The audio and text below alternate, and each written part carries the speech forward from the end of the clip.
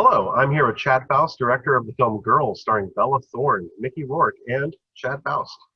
Girl is roughly about a girl heading back to her hometown to kill her father, but then more plot happens. This is Chad's first feature-length film, and thank you for stopping by today. Thanks, Nick. Good to be here with you. Right off the bat, what is the first movie you remember seeing in theaters growing up?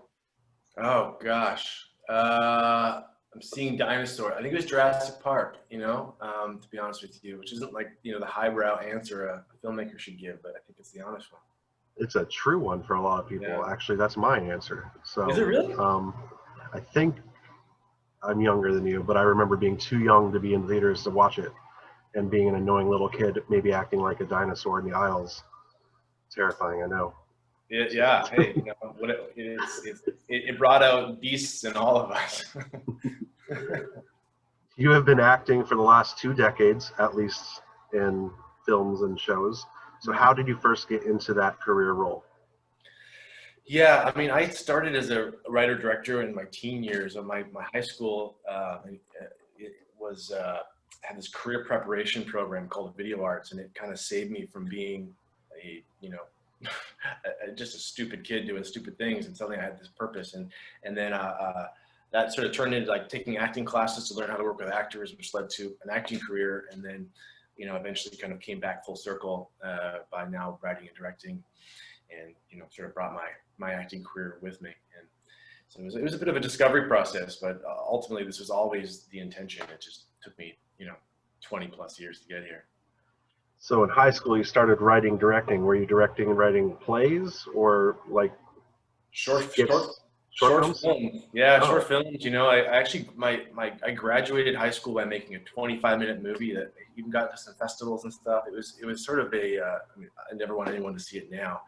Gosh, it was like 17 or something. It was horrible, but it was about lucid dreaming, and it was like this crazy, like in and out of dreams kind of story. But it was a really amazing program for that.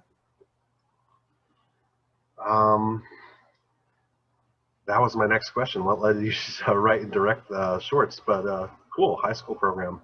Yeah, And you did two other shorts officially earlier in the 2010s. yeah. Um, that was after you had then been acting for a while. So I guess another way to ask my question would be, how did you finally get back to the writing and directing elements of your career? Yeah, thanks for that question. It's I think it was looking back on my acting career and realizing over like at that point maybe 15 years there was only like two projects that really meant something to me, and I think that those weren't great odds, and I recognized that I needed to get more involved in the origination of the stories I was a part of, and um, that led me to write Girl, which I realized I was going to have to make some short films before I did it, and the two short films I did were kind of explorations of the tone and genre that became Girl, and they were much more a heightened version of it. I was originally going to make a more comic booky kind of film, and ended up becoming much more grounded and truthful to the characters than a genre piece. So you wrote Girl before the other shorts you ended up directing. Yeah. And was there any moment or event that inspired writing Girl? Yeah, I remember I was in a town called Kernville, California. I don't know if you've ever been there, Kern County, and it was this like kind of it was a bit more aware of itself than the town that I ended up making in the film. It was kind of aware that it was this kind of country throwback Western town, But it captured my imagination in a way that I thought, what if like a young woman was walking into this town with a unique weapon, and she had, you know, a violent vendetta that she was here to fulfill, but secretly in her heart she really wanted to know if her father loved her, and that's what captured me. That's a unique friction in the character that I can see play out the whole way. Like I need to kill my father because he hurt me, but I really need to know if he loves me. That's what got me. How did you settle on Bella Thorne for the main role? Yeah, I mean, I'd explored other actors. When I met her, I'd met a bunch of people, and I think other people, it would have been much more of like developing this character into something. It would have been more that Monsters Ball, Halle Berry performance where you're like, there's a big stretch and everyone kind of celebrates this I never thought I'd see this person this way before. And that's kind of what I had originally imagined. And then when I met Bella, I just was so captivated by the fact that I think she understood this role better than I did. And I just wanted to kind of strip away anything that got in the way and just bring her heart to it. And that's kind of what I told her. I was like, if we're going to do this, let's be, let's be courageous about it. But it took us a while to get the film made. And during that time, she was revealing all these things about her history and, social media. And then that really confirmed to me that she had this in her and had the courage to bring it out. Why did you choose to go the no-name route for your characters? For example, you play Charmer and Bella is Girl and so on. Why'd you go that route? Yeah, that was really intentional because I wanted to suture the audience into her subjective experience so that, she sees this town and these people in very black and white terms in the beginning, kind of an immature perspective, really, thinking she understands the truth of everything. And then throughout the film, she slowly sees more and more everything. The black and white becomes Technicolor, and I wanted to have the audience to have that same perspective, that if they see these people as one thing, as an archetype, so maybe even a stereotype, and then slowly the barflies become these, beating hearts, that it forces us to reckon with our own assumptions, And so by having them have these names, it was embracing the assumptions that we have when we walk into a small town, and therefore, hopefully, the audience sees this town the same way that she does. If that makes sense. Yeah. What was the most difficult part about directing and acting in the same film?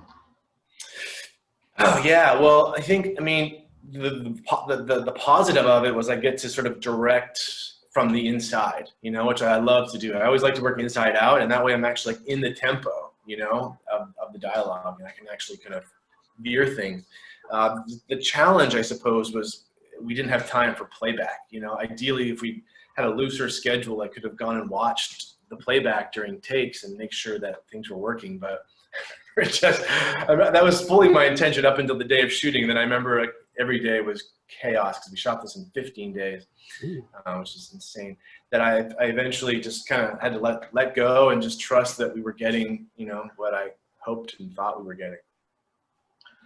You were involved in a big fight scene, I would say, and then a, let's just say, elements-based scene. How much of that was stuntmen?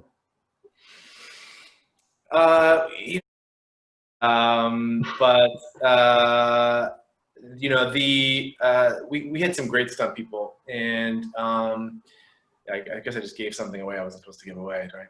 But oh well, whatever. We had great stunt people, but we also, Belle and I were pretty willing to get into the rough and tumble ourselves too. So I'd say it was probably like 60-40 us, Nice.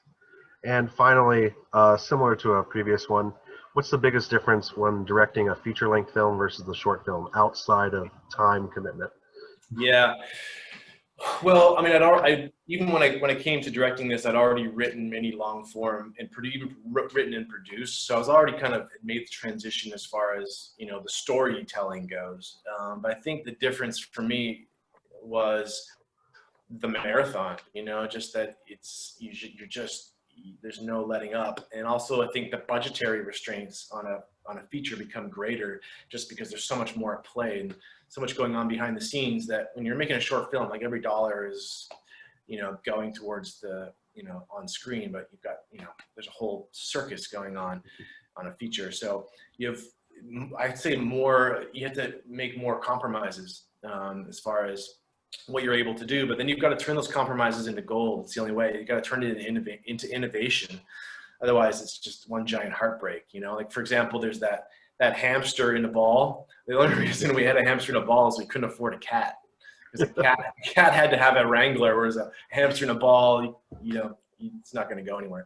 But that ended up being like a moment. Like I love that so much more than had that character, that animal been a cat. Yeah. So you got to turn it into good. It's the only way. Thank you again for stopping by, Chad, to interview with me here at Gorgon Reviews. Girl premiered Friday, September 25th at Fantastic Fest, and you can still watch it from the comfort of your home by going to the Fantastic Fest website and checking out information there.